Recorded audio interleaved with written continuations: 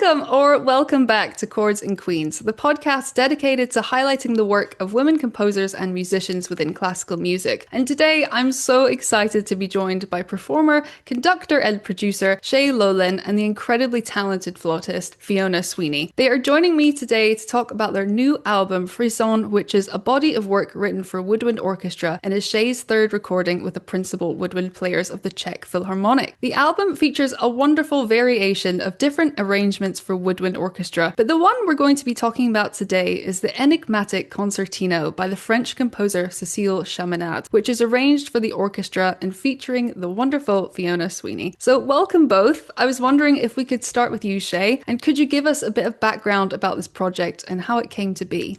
Yeah, sure. Well, Frisson is really a retrospective of my 20-year association with the Woodwind Orchestra, and it's also my long-standing collaboration with the Czech Philharmonic. The album really represents the Woodwind Orchestra as a modern evolution of harmony music and has a selection of music that dates back as far as 1806. At its core, this project is about the richness and the distinctive voice of the modern woodwind orchestra. And Fiona, how did you get involved with the project? It sounds a lot less fancy than that. I was on an Avanti West Coast train to Glasgow and got an email from Shea saying, blah, blah, blah, can you come and do this concerto? And I was like, yeah, go on in.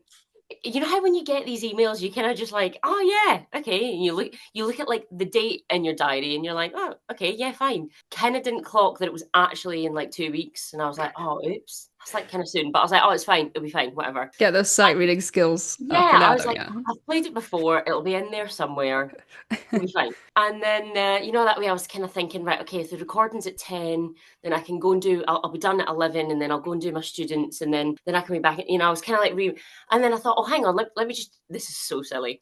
Let me just check actually where the Dvorak Hall is. And I just assumed it was in London. Wrong. So then I was like, oh, oops, okay, silly. So then Shea was like, yeah, you obviously have to fly out. And I was like, all right. And then I phoned my mum. I was like, oh, here, I think I'm going to go to Prague to do this concerto. And he was like, what? And I was like, yeah. And my mum, classic mum, was like, Fiona, you don't know this man. He could be anyone. And I was like, yeah, maybe you're right. Is this going to be all right? Anyway, turns out it was actually fine. And that was my introduction into the project. Yeah, what a journey as well. Yeah. All of the emotions felt in that as well. Yeah.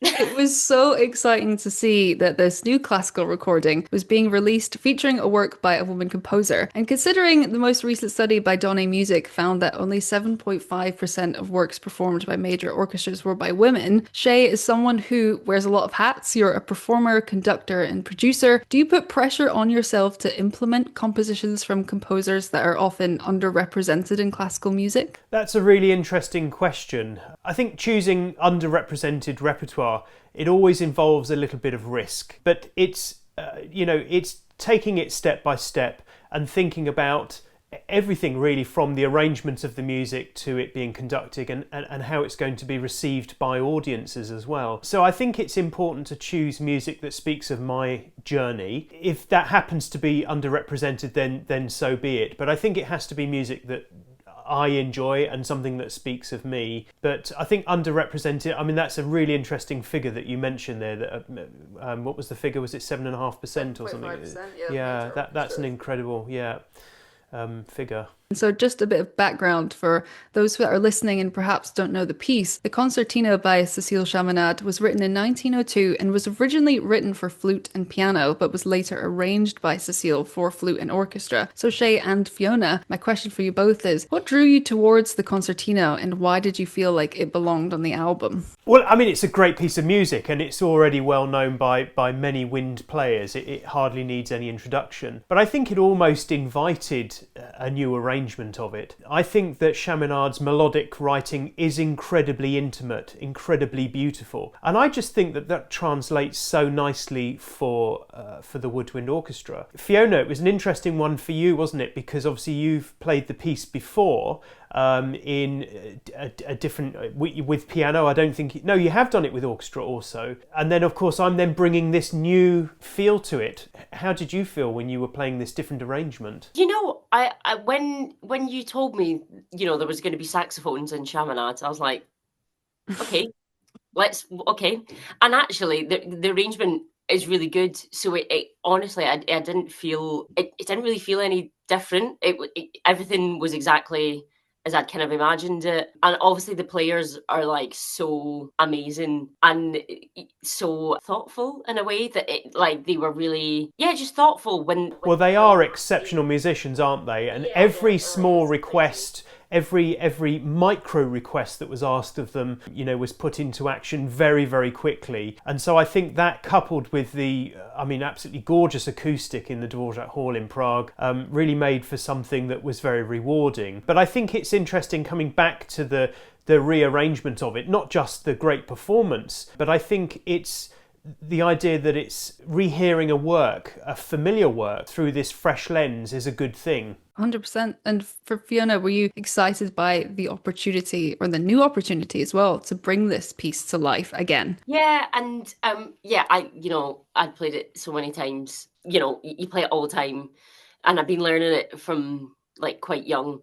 So yeah, it was really exciting, you know, getting to play it in a different way. And yeah, the Czech Phil players are just, it was so amazing, like just sat with them, and the sound that they made my life so much easier. It's inspiring. I was just like, oh man, you're just so good. I'll just try and do that. You know, they were just great. Yeah. And if there's any sort of aspiring flute players, could you talk us through learning the piece? And was there anything you discovered along the way about Cécile or the Concertino? So it's kind of one of those pieces that I think it's maybe on, don't quote me on this, but it's like kind of on like a grade 80 list, kind of like that kind of age that you learn it. And I remember when I learned it when I was at school, and I was like, I have completed the flute now. Like, I'm obviously incredible. That was sarcasm, in case anyone didn't get that. Was it interesting?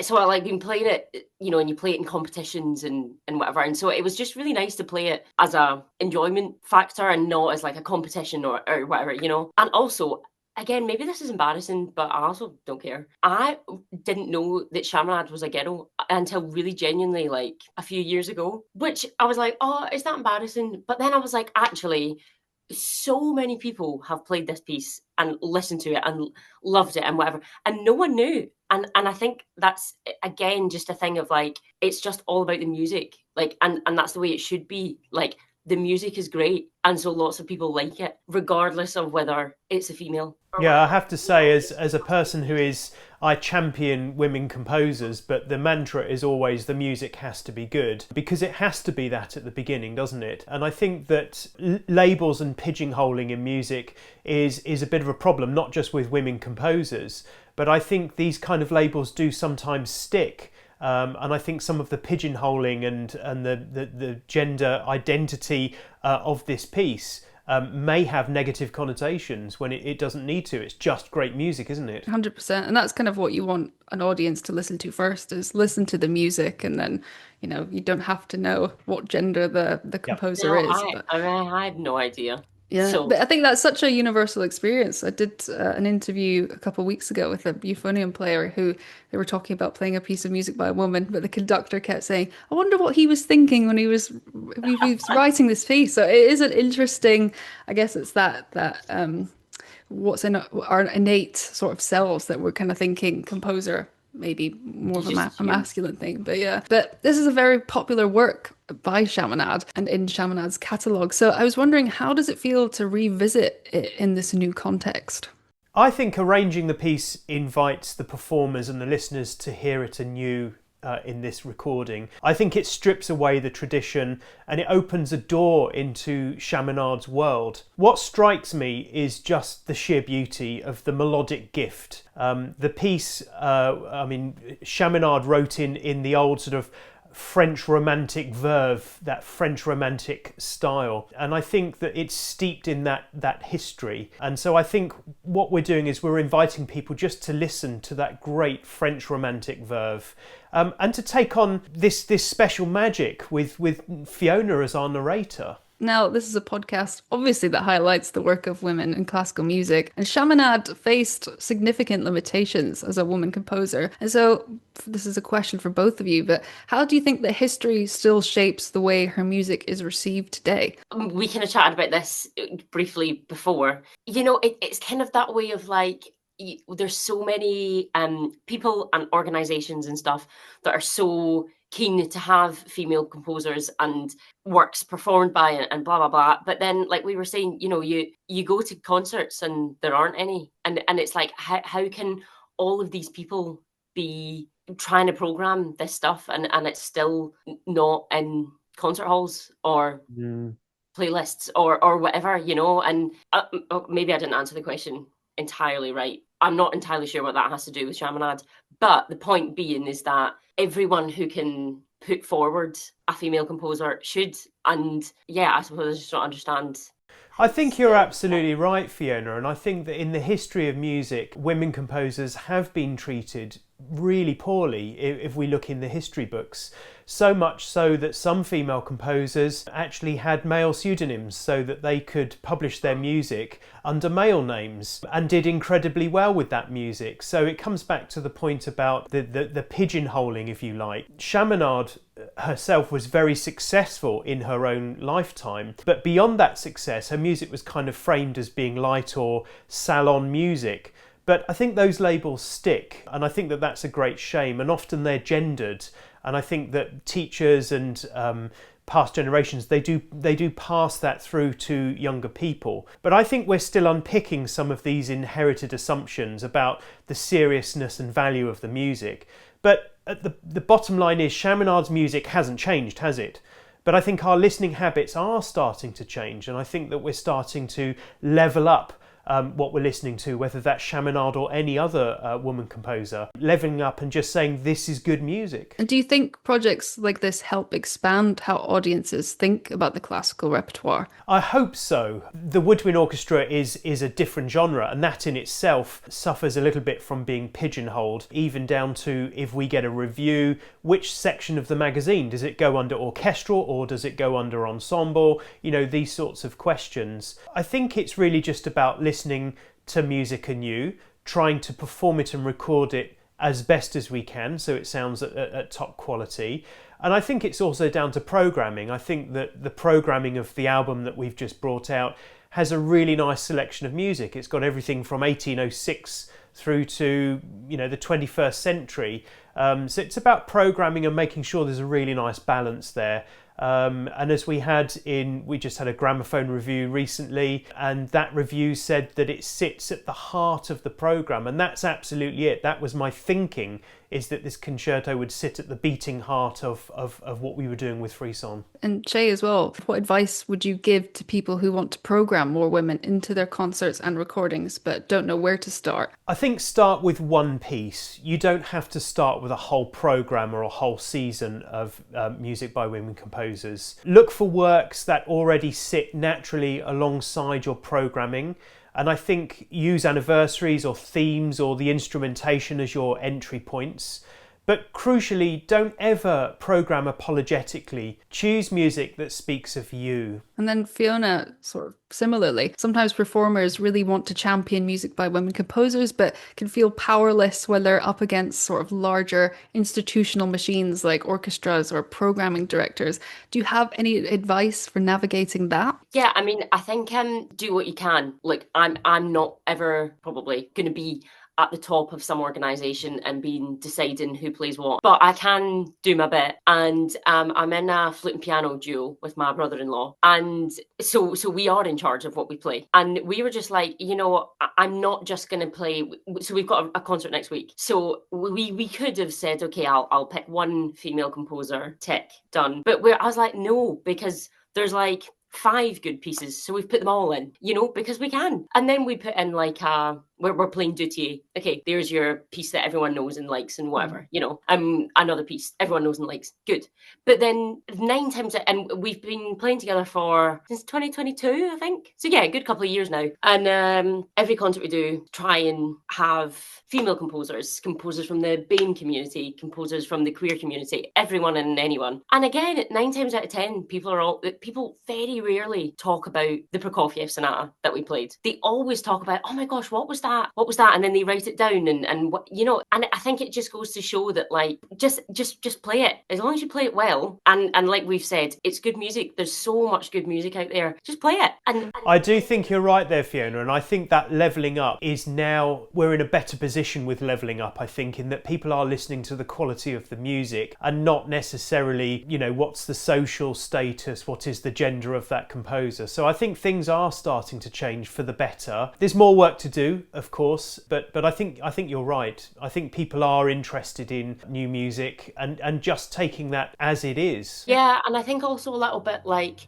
again, my sister's a composer, so my view on things, I'm trying to see things through her lens. I think an awful lot of the time it's just you write this music and you're just trying to get it through the door. You're just trying to get it to a pair of ears. And if I can do that, fine. Tick, job done for me, I think, and for listeners, Fiona and I were chatting a little bit before we pressed record about this, but it's almost like the classical audience is coming for one thing, but sometimes I feel in myself as a performer, the responsibility to go, here's your famous Beethoven 5, but also here's other pieces that perhaps maybe your average classical concert goer won't have heard, but will leave going, I haven't ever heard of this piece before, but I'm really interested and I'll look into it, and sort of trying to pull up the women that were so often forgotten just because of their gender, now pulling them into a world where it's so much more accepting of that, but perhaps the pieces just haven't got that star power quite yet. So I do think there is some form of responsibility, in my opinion, there with massive orchestras and organizations to go, we can give you the fan service and what you'd like, but also there's a whole breadth of music that you can listen to as well. On your point of the responsibility of the people at the top, the people who make these decisions about what music people play, and again, what we were chatting about before, my sister, CBSO were playing my sister's piece, but they had programmed it alongside, I can't remember which violin concerto, but Ray Chen was playing it. Obviously the concert hall was absolutely packed, because no offense to my sister, but everyone wanted to hear Ray Chen, and it was obviously amazing. I think it's an example of really good programming that all these people also heard Aileen's piece, my sister, and they were also like, Ray Chen was great, but so was this other piece, and I think it was a Mendelssohn thing, I can't remember, but do you know what I mean? Like, and I think it's just an example of what good programming can do for composers. Yeah. And again, it's only a 5-minute piece. You still got your Mendelssohn and whatever else, but you also got to hear a really cool other thing, and it went down a treat. I think also the boundaries of genre are being broken down a little bit. So what we're seeing, if you look at, say, the BBC Proms, is that there's lots of different styles of music that are starting to come in. And I think with new music, classical composers are more willing to dip their toes into other genres and other styles of music and kind of push that into the concert hall. So I think now is an exciting time. It's a way classical music survives as well. I mean, my big sort of passion as well is accessibility into classical music. You never want to shut the doors to anyone and say, this isn't for you. We want to listen to this sort of old music and keep the door shut. And I think to your point as well, Shea, it's really great to modernize it and get new audiences listening into it, because I think they will discover like, oh, this music is amazing. And like your point at the beginning, good music is good music. People will enjoy it no matter who's written it or what time period it's written as well. My next question is, Shea, as a conductor and someone who champions new music frequently, what advice would you give to composers? That's a difficult one, but I think it really has to come down to about writing music that you want to write and not what you think will be programmed well. The clarity of your voice matters a huge amount. So what you don't want to necessarily do is to compose music that has lots of big moments to attract attention, but actually to be true to your voice and to develop that and to see if you can be true to yourself. The other thing is about collaboration. collaboration, understanding your performers, not necessarily putting music in front of them and not really thinking about their experience of it. Fiona is a very experienced orchestral player, and so maybe she can say a little bit more about performing new music and how she has seen composers on the stage. But it has to be about the performers too, and I think if they're feeling comfortable, the music will sound comfortable. Yeah, I agree. I think obviously music is written to be listened to and enjoyed, but also someone has to play it. And so I mean, I love contemporary music and new music, and I think it's really exciting and I love being involved in it. But I also like playing music that's nice to play and is playable.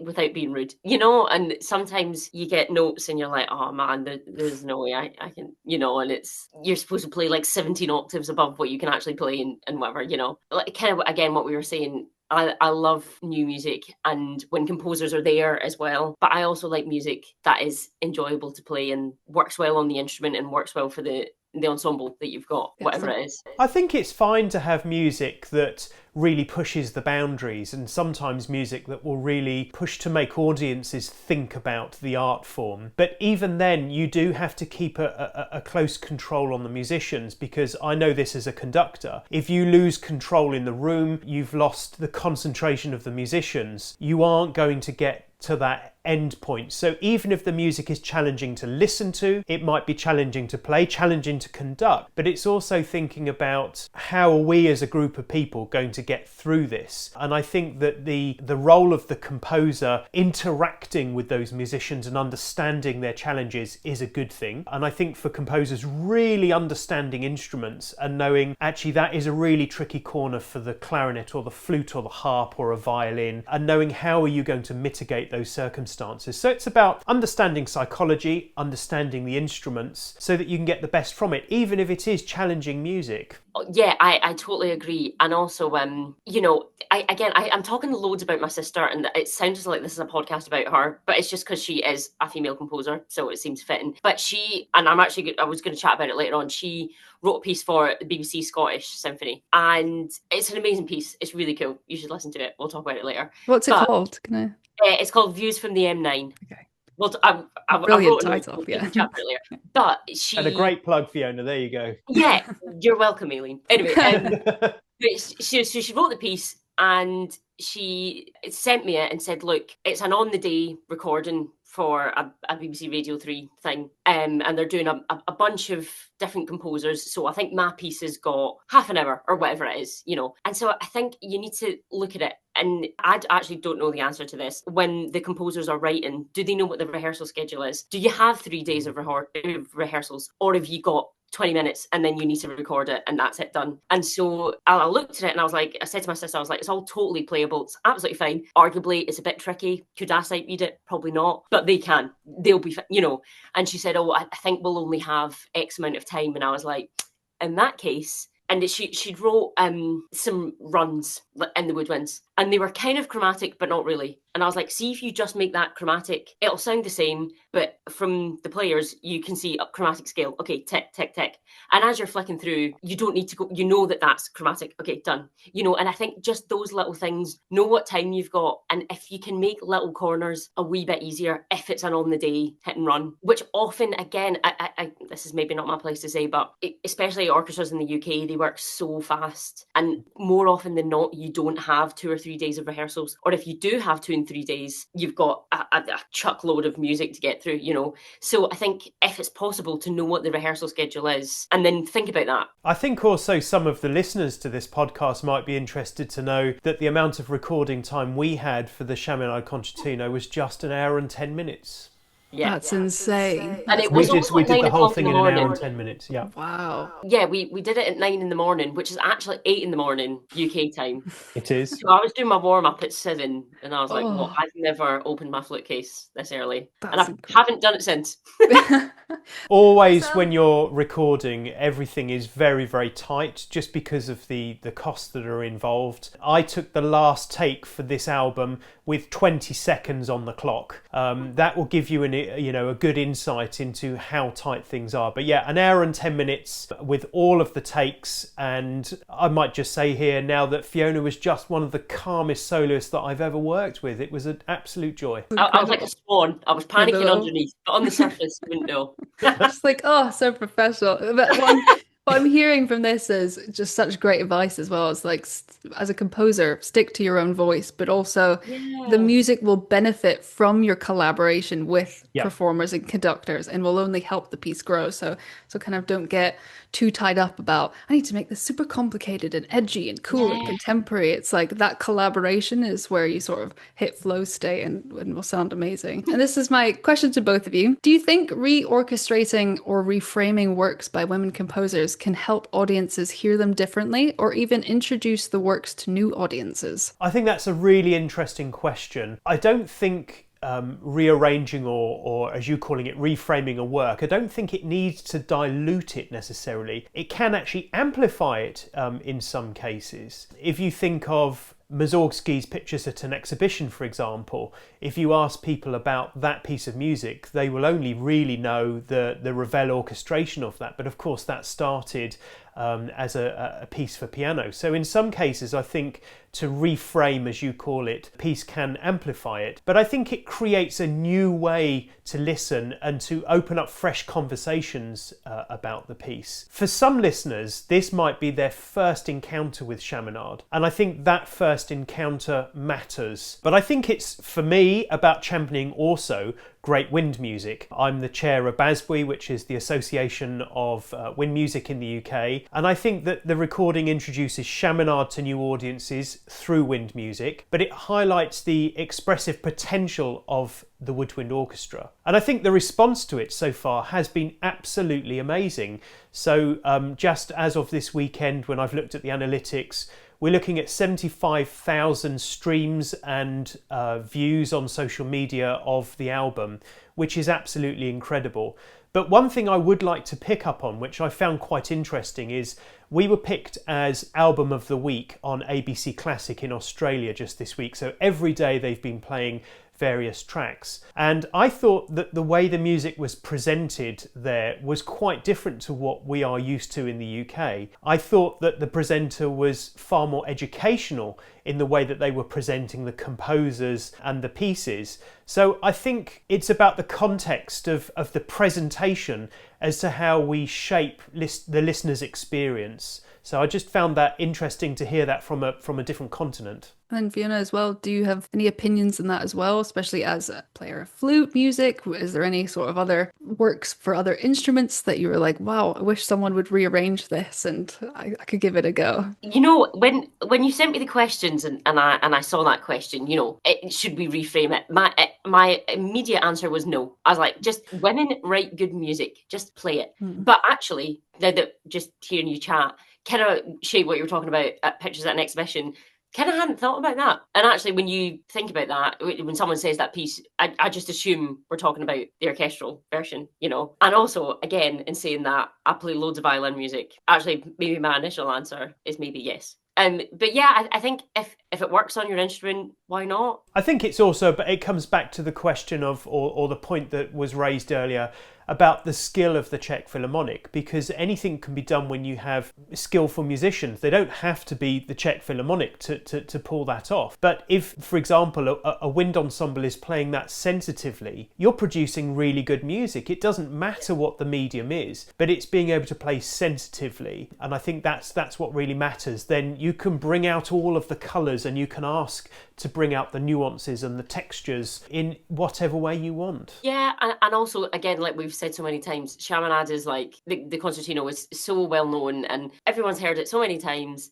I say everyone, I think I'm talking about flute players. I think that's what I mean. Because actually, there's probably a bunch of people who haven't heard it. And I think that kind of hadn't really crossed my mind. I was like, everyone's heard Chaminade, obviously. They know because, of course they do. Actually, maybe they don't. But for the people who have heard it a million times, maybe, you know, curiosity kind of gets the better of them. And hearing a version with wind band is like, oh, let's have a listen. And maybe that strikes people's curiosity, and maybe they otherwise, I don't know, maybe would have thought, we've heard Concertino, okay, whatever. But maybe a different arrangement is like, oh, But also, I think it's introducing to new audiences. If you look, we're doing this podcast here, and this particular channel, this Chords and Queens channel, will have maybe a different demographic to the one of gramophone readers or ABC Classic listeners in Australia. So it's about introducing people to that music through all these different channels, and I think that it will have a different demographic. So there might well be people hearing this for the first time. And collaboration seems central to this project. So do you see collaboration itself as a way of challenging traditional hierarchies in classical music? Yes, I do think it does. And I think when you collaborate with people, everyone brings something different to what it is. And I think no one person, no matter how talented, how whatever, has all of the things. I can play the flute. That's what I can bring. My kind of age group is maybe more active on social media, so I can maybe help with that. But Shea has the ideas and the contacts and maybe not marketing skills is maybe the wrong word, but how to make it happen. I'll turn up once I know, and I'll play the notes. But and I think what I'm trying to say is, the more people that collaborate, you get everyone's strengths basically, and you put them all into one. And I couldn't do this by myself. Well, I think if you look at this very project, I think it's only been successful because of the collaboration between all of us. It just wouldn't be possible. Great institutions, if you look at our BBC, it just wouldn't be possible with individuals. It's got to be done by groups of people and collaboration. I think the idea of the woodwind orchestra, which is what we're pushing here, I think it already challenges the orchestral hierarchy that we have, particularly in this country, and the pigeonholing, which I've mentioned. So everyone already has to listen differently to the starting point, and I think that that's a good thing. One thing that I will pick up on, which I thought was rather wonderful, was just before the recording session started, I saw Fiona talking to the flute section, all young females, and they were laughing and joking and exchanging stories about their seats in London and Prague. And I just thought it was really wonderful to see how warmly she was being greeted, because we know that sometimes there was a stuffiness from these great orchestras. That wasn't absolutely the case here. And it was just so nice to see them working together. And it summed up for me what I think the future of classical music is, that it's completely open, collaborative and completely unstuffy. So I'm sure you're probably blushing now, Fiona, but it was just so nice to see a friendliness on the podium, despite there being a lot of tension to get a recording done. Absolutely. And also, maybe this is me talking from my own insecurities. And in fact, it definitely is, but I'm just going to say it anyway. I was stood there and I was like, I'm not in the Czech film. Any of these players play this? Yeah. Could that flute section play? Of course they could, and I honestly felt a bit like, I don't know why I'm stood at the front. Should we just swap places? Why don't you just do it? And I think that's true of anyone though, isn't it, Fiona? I think I could probably feel like that. I think that's what they call in psychology, is it the bird on the shoulder that's always telling you that you can't do something? Or like imposter syndrome as well. That's maybe that's what it was. But like you say, because they were just so lovely and sensitive and wonderful, everyone knew what their role was and carried out their role to a very high standard. So it just... And were smiling about it. There was a nice warmness about it. And, maybe you were feeling nervous, Fiona, and maybe you didn't notice, but you got a very, very loud round of applause when you finished when we did the first take of everything, including the cadenza. There was a very warm welcome from that orchestra. They were so sweet. Yeah.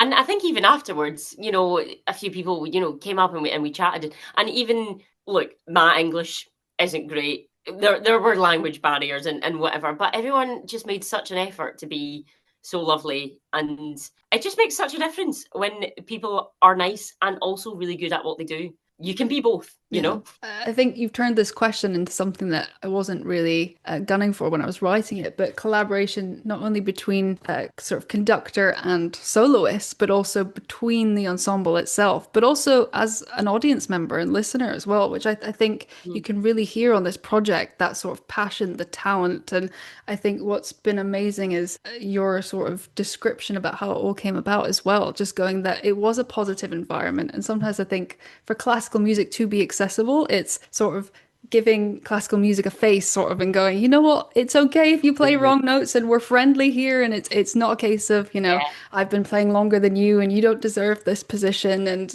Oh that yeah. sort of stuffiness that sometimes I think has clouded that genre. And I think as well, taking people to music as well. I'm a big advocate for taking all my friends who are not musicians to concerts and them feeling hesitant because going, well, I don't know when to clap, and do I stay Yeah, silent? Like, yeah, what do I yeah. do? And you know, that sounded amazing, and I wanted to clap, but I can't do it, sort of thing. So I think it's about reopening that narrative and going, these musicians on the stage are people that are just passionate about their craft, like so many other people with sort of different hobbies, and that's what collaboration I think means to me as well. And I think what this album does incredibly well is provide a new entry point into this music, and not only with a fantastic recording, but just like you said, with the stories that you're bringing to it as well, and just giving it life as well.